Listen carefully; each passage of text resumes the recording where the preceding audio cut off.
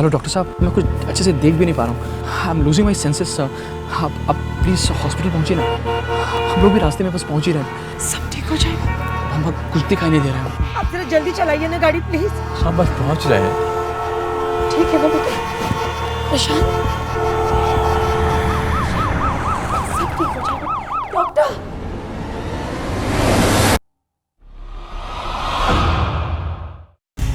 प्रशांत, बेटे प्रशांत ऐसे क्यों कर रहे हैं? डॉक्टर प्रशांत प्रशांत एक बुखार ने प्रशांत को व्हीलचेयर पर कैसे पहुंचाया? 20 साल तक व्हीलचेयर पर बैठे मौत की तरफ बढ़ता हुआ प्रशांत, इंजीनियरिंग का स्टूडेंट, रेस, साइकिलिंग, स्पोर्ट्स का शौकीन प्रशांत आखिर व्हीलचेयर पर कैसे पहुंचा?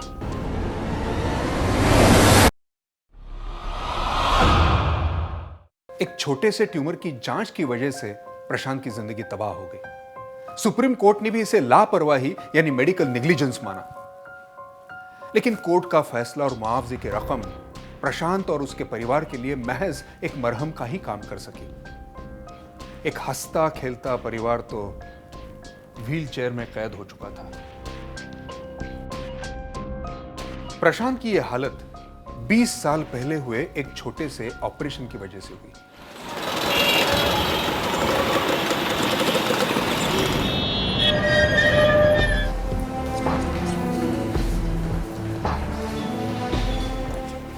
तुझे डर तो नहीं लग रहा ना? तू ठीक है ना? माँ, बस छोटा सा टेस्ट है। मैं बस गया और आया। पापा माँ को समझाइए ना। अरे घबराने की कोई जरूरत नहीं है, छोटा सा टेस्ट है, बस यूं गया और यूं आया। सब ठीक हो जाएगा। सब ठीक हो जाएगा। मैं भी आया। लव यू बेटा। जी हाँ पापा। Love you.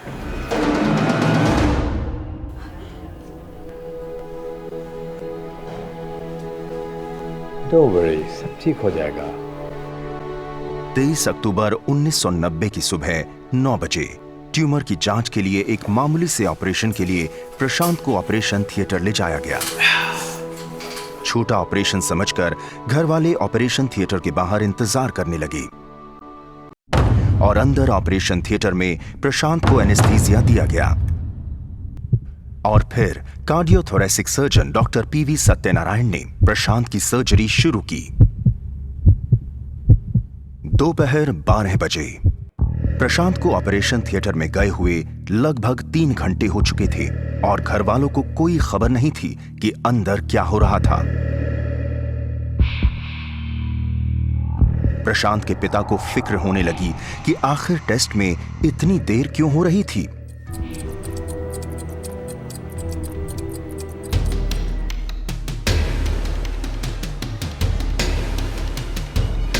और अंदर ऑपरेशन थिएटर में कुछ तो गड़बड़ थी। अब ये डर प्रशांत के घर वालों को सताने लगा था, जबकि प्रशांत का ऑपरेशन करने वाले डॉक्टर घर वालों को प्रशांत की हालत बताए बिना ही ऑपरेशन थिएटर से जा चुके थे। प्रशांत, ये बेहोश क्यों है? ये कुछ बोल क्यों नहीं रहा? प्रशांत, क्या किया आप लोगों ने इसके साथ? अभी ये होश में नहीं है। ये थोड़ी देर में होश में आ जाएगा, तब आप इससे बात कर सकते हैं। अभी हम इसे लेके आईसीयू में जा रहे हैं। आईसीयू? आईसीयू क्यों? ये तो 1 घंटे का प्रोसीजर था sister. Sister please tell me. Sister please. बोलते क्यों नहीं आप? प्रशांत, प्रशांत, संभालिए, प्रशांत को कुछ नहीं हुआ। What is this ICU now? At best, because you had given general anesthesia, maybe you ask for 40 minutes general bed, ordinary general ward bed for half an hour. Parents also will be sitting by the side. Some sister will come and watch him for half an hour, every half an hour. And after 2-3 hours, we will ask him to go home. What is this ICU? प्रशांत की हालत से बेखबर घरवाले ICU के बाहर बैठे रहे और फिर प्रशांत के पिता ने किसी जानने वाली डॉक्टर को आईसीयू में भेजा ताकि उसकी हालत का अंदाजा हो सके। हाँ डॉक्टर साहब, कुछ पता चला? I think they have touched the spinal cord. मतलब क्या? Don't worry, सब ठीक हो जाएगा। नहीं, लेकिन हुआ क्या है उसे? मतलब क्या बोल? I have no idea. But she came out and we asked her also, what did you notice? And she could not, probably, I don't know why. She said, I think they have touched the spinal cord. She told this much and went away. We did not understand the seriousness of the statement. Spinal cord के साथ छेड़खानी करने का मतलब, उसकी गंभीरता शायद आप और हम जैसे आम लोगों को समझ में ना आए, लेकिन जो डॉक्टर्स प्रशांत का ऑपरेशन कर रहे थे उनको उसके परिणाम जरूर पता थे और शायद इसीलिए ऑपरेशन के बाद घर वालों को बिना मिले वो हॉस्पिटल से जा चुके थे। घर वाले परेशान थे। इसी बीच शाम के 6 बज गए और फिर एक अटेंडिंग डॉक्टर ने आकर प्रशांत के घर वालों को ऐसी खबर सुना दी जिसकी वजह से उनके होश उड़ गए। डॉक्टर साहब प्लीज मैं बताइए प्रशांत के बारे में, कैसी कंडीशन है उसकी? देखिए, प्रशांत का ट्यूमर तो निकल गया है, साथ ही पसली की 3 हड्डियां भी निकालनी पड़ी। 3 हड्डियां? सर्जरी के दौरान प्रशांत का स्पाइनल कॉर्ड डैमेज हो गया। क्या कह रहे हैं डॉक्टर साहब आप? 2 नसें कट गई। वो नसें हैं जो रीढ़ की हड्डियों में ब्लड सप्लाई करता है। इस वजह से प्रशांत को पैराप्लेजिया हो गया। देखिए, प्रशांत के शरीर का निचला हिस्सा पूरी तरह से पैरालाइज्ड हो चुका है। क्या? वो अब कभी अपने पैरों पे चल नहीं पाएगा। डॉक्टर साहब क्या कह रहे हैं आप? Oh my God. वो अब कभी अपने पैरों पे चल नहीं पाएगा। उसे व्हीलचेयर पे ही लाइफ वो अब कभी अपने पैरों पे चल नहीं पाएगा।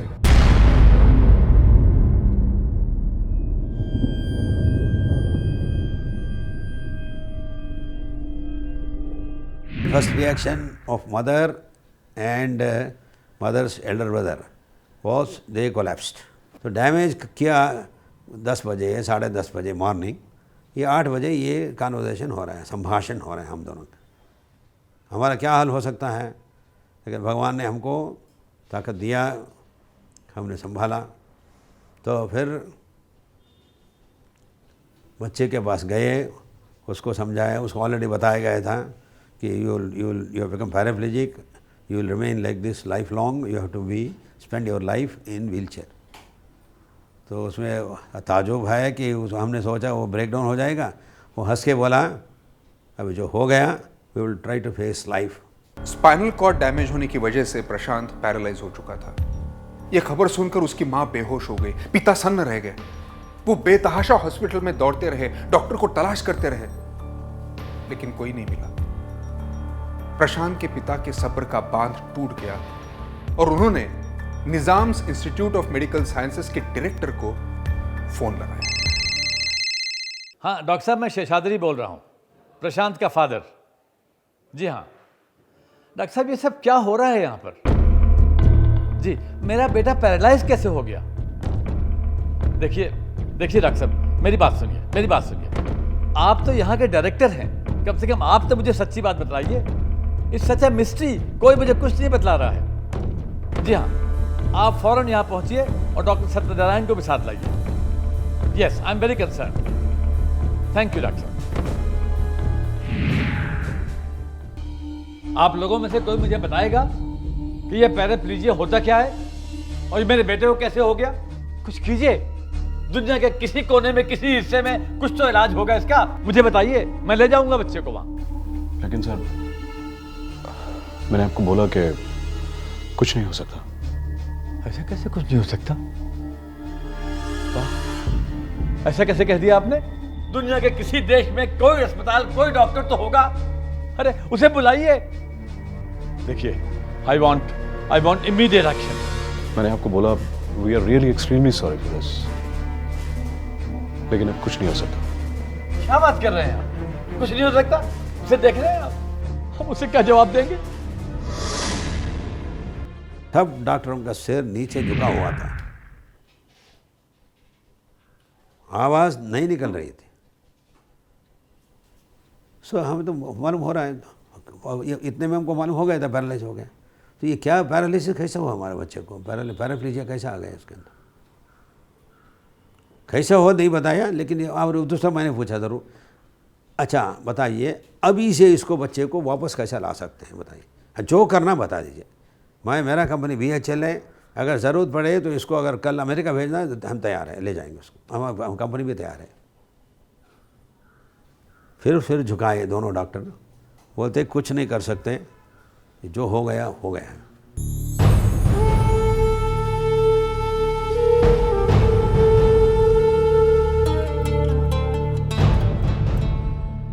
जो ऑपरेशन हुआ था उसके पहले उसके बिल्कुल क्लियर था, और वो पासपोर्ट भी तैयार था, बाहर अमेरिका जाके MS पढ़ के और PhD करके उन 5-6 साल एक्सपीरियंस करके बाहर वापस देश लौटना, वापस लौट के यहाँ देश की सेवा करने के उसके दिमाग बिल्कुल क्लियर थे। बट फॉरेन में क्वालिफाई होके PhD करके वहाँ 5 साल एक्सपीरियंस करके आने का उसको था, वो सब तो पानी में चला गया। ये ड्रीम तो ड्रीम रह गया। दरअसल सर्जरी से पहले प्रशांत को अक्सर बुखार रहने की शिकायत थी और इसी वजह से वो हॉस्टल से हैदराबाद अपने घर आई थी। वो CT स्कैन और हमारा BHL हॉस्पिटल का एक्सरे सब लेके पहुंच गए Nizam's Institute of Medical sciences. वहाँ तो एक्चुअली OPD कंसल्टेशन, तो एक इंटरनल मेडिसिन डॉक्टर देखा तो कहा इसको तो नेचुरली ट्यूमर है, सो विल डू बायोप्सी करने चाहिए। तो ही recommended fine needle aspiratory cytology, FNAC बोलते हैं, अंडर फ्लोरोस्कोप गाइडेंस। तो it is a non invasive procedure. 9 सितंबर 1990 को हैदराबाद के ही मशहूर Nizam's Institute of Medical Sciences की इवनिंग OPD में पहली बार chest and tuberculosis specialist doctor Ashish Bogani ने प्रशांत को देखा। जांच शुरू हुई और एक्सरे में छाती में बाईं तरफ ट्यूमर के होने का पता चला। इसकी पुष्टि के लिए डॉक्टर ने बायोप्सी की सलाह दी। डॉक्टर इस बात की तसल्ली भी करना चाहते थे कि ट्यूमर मैलिग्नेंट तो नहीं है, यानी कैंसर तो नहीं है। FNAC यानी फाइन नीडल एस्पिरेशन साइटोलॉजी के जरिए 4 बार प्रशांत की बायोप्सी की गई, लेकिन चारों ही बार ट्यूमर के नेचर यानी उसके प्रकार का पता नहीं चल पाया। 5 अक्टूबर 1990 डॉक्टर आशीष ने प्रशांत को डॉक्टर UN दास के पास रेफर कर दिया और फिर उन्होंने थोरेकोटमी यानी सर्जरी के जरिए बायोप्सी के लिए cardiothoracic surgeon doctor PV Satyanarayan के पास भेज दिया। देखिए शेषाद्री साहब, मैंने फाइल देख ली है, आप प्रशांत को एडमिट करवा दें। छोटी सी सर्जरी है और इससे पता चल जाएगा कि ये ट्यूमर का नेचर क्या है। डॉक्टर साहब, मैं ये कह रहा था कि इसका 3rd ईयर है इंजीनियरिंग का, अगर ये प्रोसीजर एग्जाम्स के बाद करवाएं तो कोई हर्ज है? देखिए, इसे डिले मत कीजिए, जितना जल्दी करवाएंगे उतना अच्छा है। डॉक्टर PV सत्यनारायण के अंडर में 19 अक्टूबर 1990 को प्रशांत को Nizam's Institute of Medical Sciences में भर्ती कराया गया। अस्पताल में भर्ती होने के 4 दिन बाद 23 अक्टूबर 1990 की सुबह 9 बजे प्रशांत को ऑपरेशन थिएटर ले जाया गया।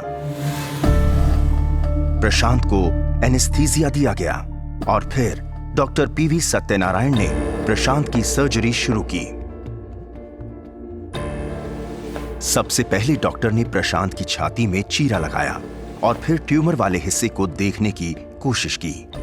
ट्यूमर छाती से होकर पीछे स्पाइन यानी रीढ़ की हड्डी तक पहुंच चुका था।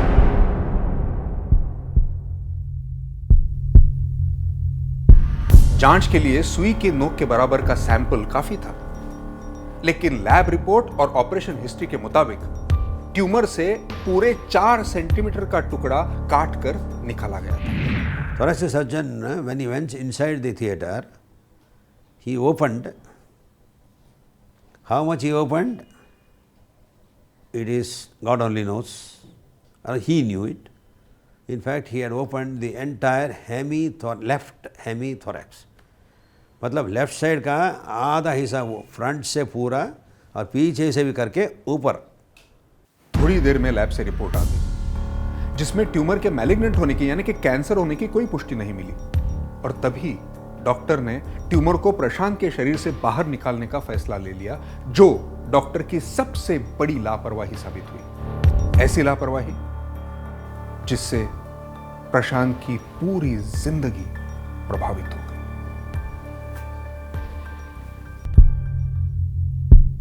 डॉक्टर को यह बात पता थी कि ट्यूमर वर्टिब्रे के बीच तक पहुंच चुका है, और जब स्पाइन और वर्टिब्रे तक ट्यूमर पहुंच चुका था तो ऐसी हालत में कार्डियोथोरेसिक सर्जन के साथ साथ ऑपरेशन से पहले और ऑपरेशन के दौरान न्यूरो सर्जन का होना बेहद जरूरी था। लेकिन डॉक्टर पीवी सत्यनारायण ने न्यूरो सर्जन की सलाह नहीं ली। ऑपरेशन थिएटर में ले जाने के सिर्फ 1 घंटे के अंदर मेडिकल साइंस का एक बेहद खतरनाक अध्याय लिखा जा चुका था। ट्यूमर निकालते वक्त प्रशांत का स्पाइनल कॉर्ड डैमेज हो चुका था।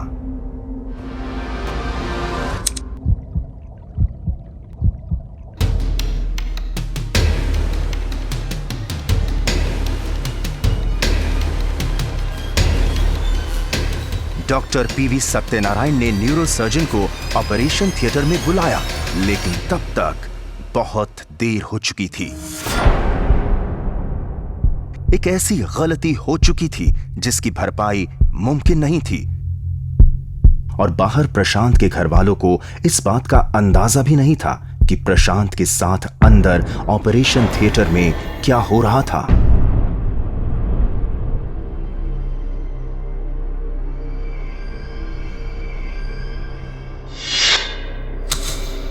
प्रशांत के शरीर का निचला हिस्सा पूरी तरह से पैरालाइज्ड हो चुका है। क्या? वो अब कभी अपने पैरों पे चल नहीं पाएगा। सब क्या कह रहे हैं आप? Oh my God. वो अब कभी अपने पैरों पे चल नहीं पाएगा। उसे व्हीलचेयर पे ही लाइट वो अब कभी अपने पैरों पे चल नहीं पाएगा।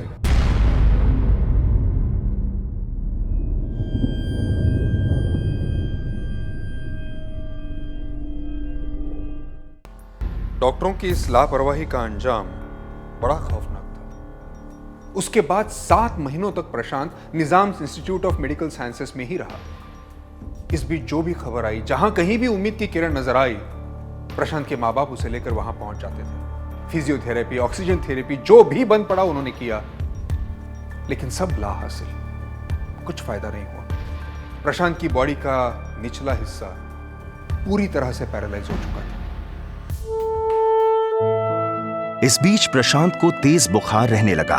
पता चला कि आईसीयू में प्रशांत को बेड सोर्स यानी घाव हो गए थे और जिसकी वजह से उसे इन्फेक्शन हो गया। तो पैरालाइज बॉय को हर 3 घंटा, हर 2 घंटा रोटेट करना पड़ता है। लेफ्ट साइड से राइट साइड से पीठ पर स्टमक पर, मतलब ऑल 4 सुपाइन पोजीशन होता है। कुछ नहीं किया गया, तो इसीलिए बेड सोर आ गए उसके। Nizams Institute of Medical sciences में 7 महीने रहने के बाद 19 मई 1991 को प्रशांत को डिस्चार्ज कर दिया गया। अपने पैरों पर चल कर आने वाले प्रशांत को अस्पताल से व्हील चेयर पर जाना पड़ा।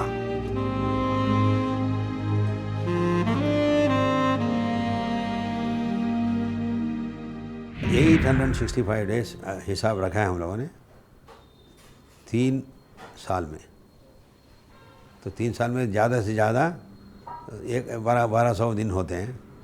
तो इसमें 865 days in hospital and slowly lot of physiotherapy कर रहे थे।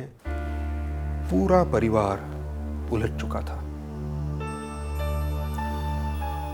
निजाम्स इंस्टीट्यूट से डिस्चार्ज मिलने के 2 साल बाद प्रशांत ने खुद कंज्यूमर प्रोटेक्शन एक्ट के तहत मुआवजे के लिए NCDRC यानी कि national consumer disputes redressal commission में मेडिकल नेग्लिजेंस का केस दर्ज कर दिया।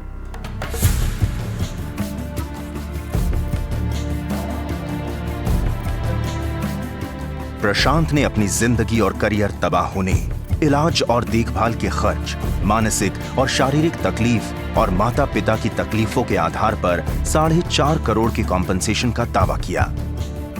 डॉक्टर सत्यनारायण और दूसरे अटेंडिंग डॉक्टर्स पर मेडिकल नेग्लिजेंस यानी इलाज में लापरवाही का आरोप लगाया। साथ ही Nizam's Institute of Medical Sciences को भी जिम्मेदार ठहराया।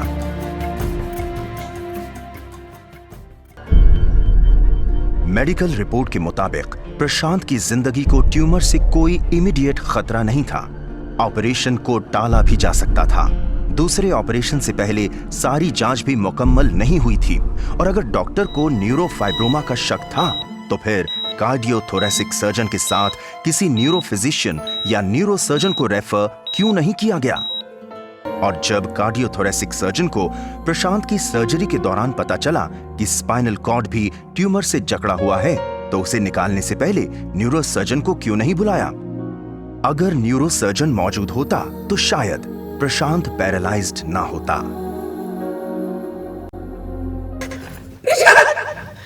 ऑपरेशन के बाद भी लापरवाही के आरोप लगे। ऑपरेशन के दौरान क्या हुआ, ऑपरेशन कैसा हुआ और क्या नतीजा निकला, इस बात की खबर डॉक्टरों को ऑपरेशन थिएटर से बाहर आकर उसके माता पिता को देनी चाहिए थी, लेकिन ऐसा करने की बजाय बिना बताए डॉक्टर्स अस्पताल से चले गए और प्रशांत के घर वाले सुबह 9 बजे से रात 8 बजे तक भागते दौड़ते रहे।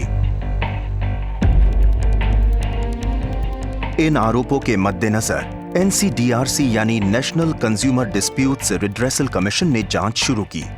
दोनों पक्षों की दलीलें और एक्सपर्ट डॉक्टर्स की राय और मेडिकल जर्नल्स और किताबों के हवाले से इस केस का 6 साल बाद फैसला आया। कमीशन ने इसे लापरवाही यानी मेडिकल निग्लिजेंस का मामला माना। कमीशन के फैसले के मुताबिक सर्जरी के वक्त न्यूरोसर्जन का वहां होना जरूरी था। कमीशन ने यह भी कहा कि ऑपरेशन के बाद डॉक्टरों का बाहर ना आना और घर वालों को प्रशांत की हालत से अवगत ना कराना भी लापरवाही है। साथ ही प्रशांत की देखभाल में भी लापरवाही हुई, जिसके नतीजे में बेड सोर्स हुए। कमीशन ने कुल 15.5 लाख रुपए का मुआवजा दिया।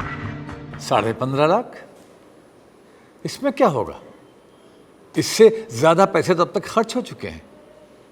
इसे 3 शिफ्ट की नर्सिंग चाहिए, इसकी सारी दवाइयाँ बहुत महंगी हैं, ड्राइवर चाहिए, गाड़ी चाहिए, नौकर चाहिए, 24 आवर्स मॉनिटरिंग चाहिए।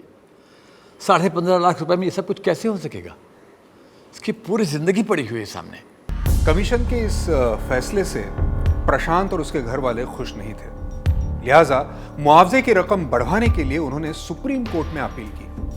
साथ ही Nizam's Institute of Medical Sciences ने भी इस फैसले के खिलाफ अपील की। It was accepted, correction accepted. We claimed 7.5 crores. तो सुप्रीम कोर्ट फर्स्ट हमारा रेस्पॉन्सिबिलिटी था to prove the negligence once again. इसके बाद सुप्रीम कोर्ट में 2 अपीलें हुई। एक अपील प्रशांत ने मुआवजे की रकम बढ़वाने के लिए की, जबकि दूसरी अपील अस्पताल ने कमीशन के फैसले के खिलाफ की। सुप्रीम कोर्ट में प्रशांत के केस की पैरवी किसी वकील ने नहीं, बल्कि खुद प्रशांत ने की। सुप्रीम कोर्ट ने कमीशन की फाइंडिंग्स को अपहोल्ड किया, यानी उसे ही केस का आधार बनाया।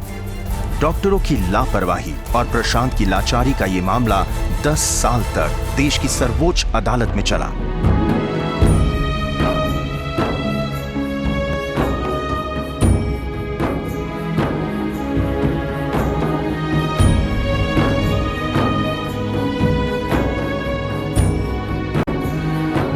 दलीलों, गवाहों, बयानों, मेडिकल साइंस की किताबों के सफ़ों में लंबा अरसा गुजर गया। इस बीच प्रशांत ने फिर से पढ़ाई शुरू की, कंप्यूटर की ट्रेनिंग ली और अपनी काबिलियत के दम पर एक कामयाब सॉफ्टवेयर इंजीनियर बन गया और कई सॉफ्टवेयर कंपनीज में काम करने के बाद देश की जानी मानी आईटी कंपनी इन्फोसिस में नौकरी हासिल कर ली। एक फाइटर की तरह वो हर पल जिंदगी से लड़ता रहा और साथ ही सुप्रीम कोर्ट की लड़ाई भी। व्हीलचेयर पर बैठकर लगातार 2.5 दिनों तक प्रशांत ने सुप्रीम कोर्ट में अपना केस रखा, अपनी दलीलें दी, अपने बेहतरीन करियर के तबाह होने की बात की। जजों ने धैर्य के साथ प्रशांत की बातें सुनी।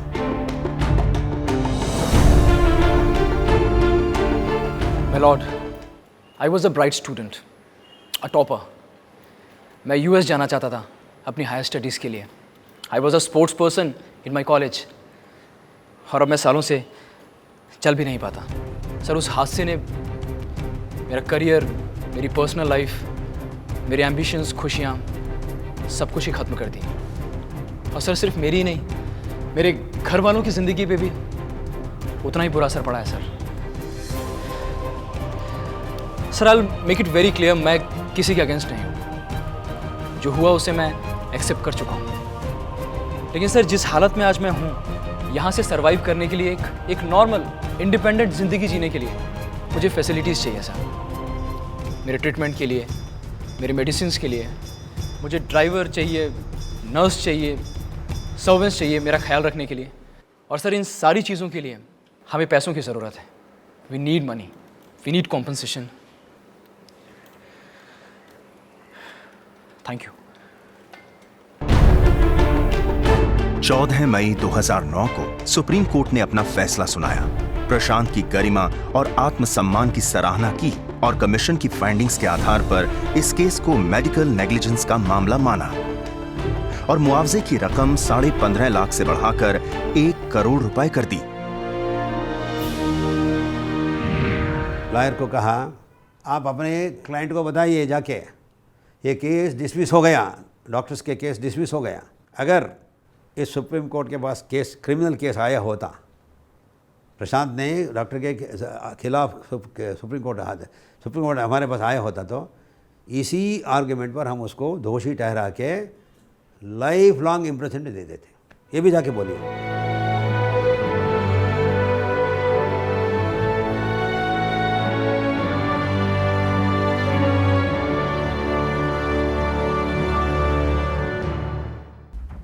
जून 2011 को ऑफिस से आने के बाद प्रशांत ने सरदर्द की शिकायत की। टीवी बंद करवा दिया, लाइट्स ऑफ करवा दिए, घर वालों को खामोश करवा दिया। उसकी तबीयत खराब हो रही थी। प्रशांत के पेरेंट्स उसे तुरंत अस्पताल ले गए। हेलो डॉक्टर साहब, मैं कुछ अच्छे से देख भी नहीं पा रहा हूँ। I am losing my senses sir. आप प्लीज हॉस्पिटल पहुँचिए ना, हम लोग भी रास्ते में बस पहुँच ही रहे हैं। सब ठीक हो जाएगा। हम कुछ दिखाई नहीं दे रहा है। आप जरा जल्दी चलाइए ना गाड़ी प्लीज। सब बस पहुंच रहे हैं। ठीक है ना बेटा? प्रशांत, सब ठीक हो जाएगा। Doctor,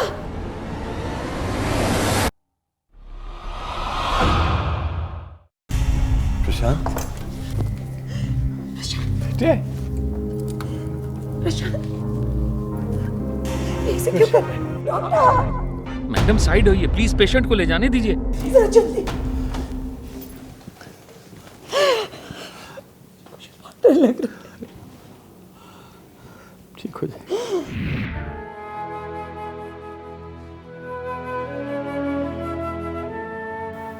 he is not responding. उसे ब्रेन हेमरेज हुआ है। फिलहाल हमने उसे वेंटिलेटर पर रखा है। Let's hope for the best sir.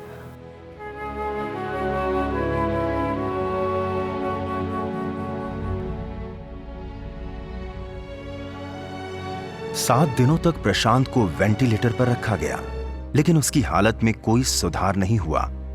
और फिर एक निहायत ही मुश्किल और दर्दनाक घड़ी आई। मैंने आपसे पहले भी कहा था, he is not responding. Recovery की कोई चांस नहीं है, इसलिए वेंटिलेटर पर रखने से कोई फायदा नहीं है। You have to take a call sir. I am really sorry, we are helpless.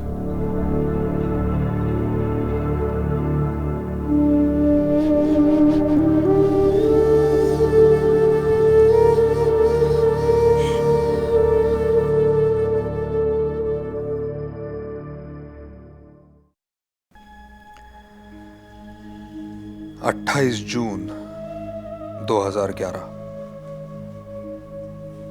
शाम को 4:20 प्रशांत ने आखिरी सांस ले ली। 20 साल तक अपनी व्हीलचेयर पर बैठे एक फाइटर की तरह जिंदगी से लड़ता हुआ प्रशांत खामोश हो चुका था।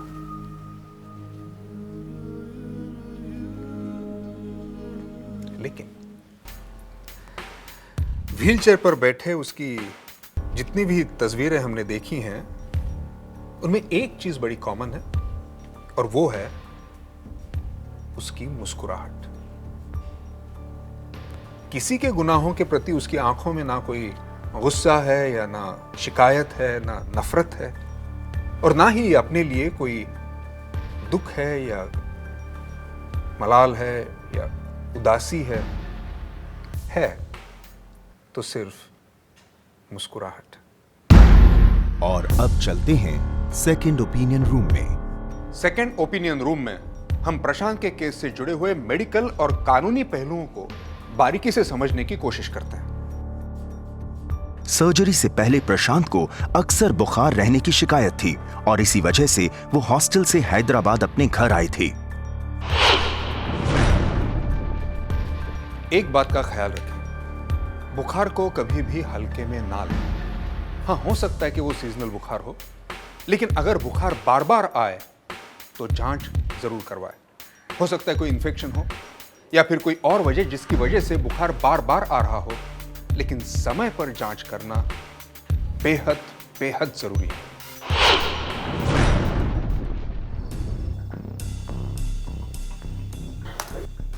हाँ डॉक्टर साहब, कुछ पता चला? I think they have touched the spinal cord. मतलब क्या? Don't worry, सब ठीक हो जाएगा। नहीं, लेकिन हुआ क्या है उसे? मतलब क्या बोल? They have touched the spinal cord. जब ये बात डॉक्टर ने प्रशांत के घर वालों को बताई तो उसकी गंभीरता वो समझ नहीं पाए। दरअसल स्पाइनल कॉर्ड मस्तिष्क से निकलकर पूरी रीढ़ की हड्डी में से नीचे तक जाती है और अगर स्पाइनल कॉर्ड डैमेज हो जाए तो इंसान पैरालाइज भी हो सकता है। स्पाइनल कॉर्ड शरीर का एक बेहद अहम और नाजुक हिस्सा होता है और डॉक्टरों ने सर्जरी के दौरान प्रशांत की इस स्पाइनल कॉर्ड को डैमेज कर दिया था। उसका खौफनाक नतीजा आपने देखा। कभी अपने पैरों पे चल पाएगा, उसे व्हीलचेयर पे ही लाइफ कभी अपने पैरों पे चल पाएगा।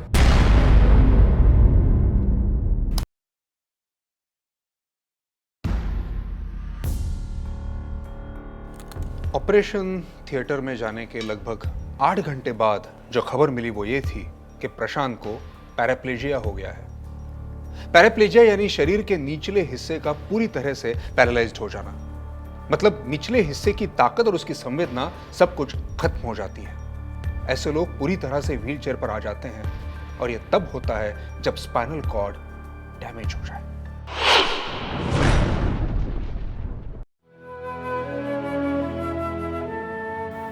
He is not responding. उसे ब्रेन हेमरेज हुआ है। फिलहाल हमने उसे वेंटिलेटर पर रखा है। Let's hope for the best sir. डॉक्टरों के मुताबिक प्रशांत को ब्रेन हैमरेज हुआ था। ब्रेन हैमरेज मतलब मस्तिष्क में एक दौरा पड़ता है जिसके नतीजे में आर्टरीज यानी कि रक्त धमनियां फट जाती हैं और अंदर ही अंदर ब्लीडिंग होने लगती है और ब्रेन सेल्स यानी कि कोशिकाएं मर जाती हैं। जो बात मैं अब कहने जा रहा हूं उस पे गौर कीजिएगा। मरीज जिस दिन अस्पताल में एडमिट होता है उसी दिन से उसकी कंप्लीट मेडिकल हिस्ट्री तैयार की जाती है। टेम्परेचर, ब्लड प्रेशर, खून और दूसरी जांच, हर रोज होने वाले बदलाव, इन सब की बाकायदा एक फाइल तैयार होती है जो बाद में इलाज के दौरान काफी अहम होती है। लेकिन आमतौर पर अस्पताल से डिस्चार्ज होते वक्त सिर्फ डिस्चार्ज समरी दी जाती है, हिस्ट्री नहीं। प्रशांत को भी मेडिकल हिस्ट्री नहीं दी गई थी और कंप्लीट रिपोर्ट ना होने की वजह से किसी भी एक्सपर्ट डॉक्टर से मिलने में दिक्कत होती थी। आप भी इस बात का ध्यान रखें कि खुदा ना खास्ता अगर आपका कोई अपना अस्पताल में एडमिट होता है तो डिस्चार्ज होते वक्त मरीज की मेडिकल हिस्ट्री जरूर जरूर जरूर मांगिएगा। मेडिकल निग्लिजेंस यानी लापरवाही के ऐसे मामले को दिखाने का मकसद आपको सावधान करना है। डॉक्टर्स भी इंसान हैं, उनसे भी गलती हो सकती है, लेकिन जब अपने या अपनों के इलाज के लिए आप जाएं तो थोड़ा सा होशियार रहें। अगले हफ्ते मेडिकल निग्लिजेंस का एक नया केस और उससे जुड़े मेडिकल और कानूनी पहलुओं को लेकर हम फिर हाजिर होंगे सेकंड ओपिनियन के साथ। तब तक अपना ख्याल रखिएगा।